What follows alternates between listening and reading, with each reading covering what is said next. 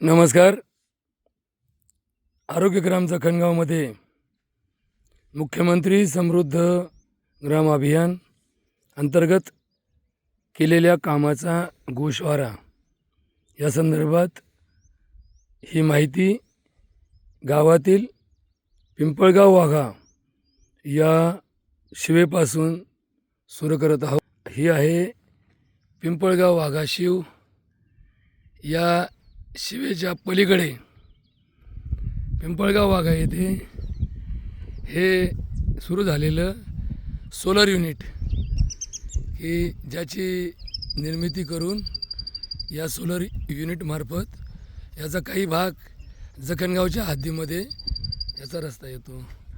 हा आहे हरणजाई डोंगर.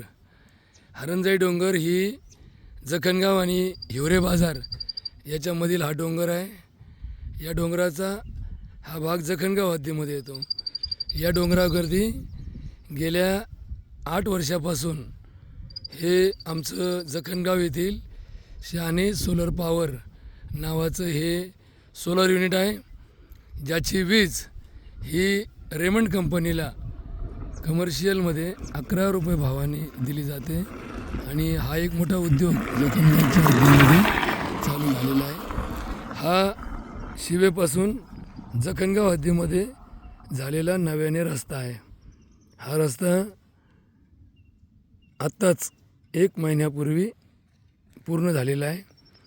या रस्त्याचा हा फलक जिल्हा परिषदेच्या दक्षिण सार्वजनिक बांधकाम विभागामार्फत हा 15,08,020 रुपयाची निविदा आणि ही काम पूर्ण झाल्याचं हे द्योतक आहे.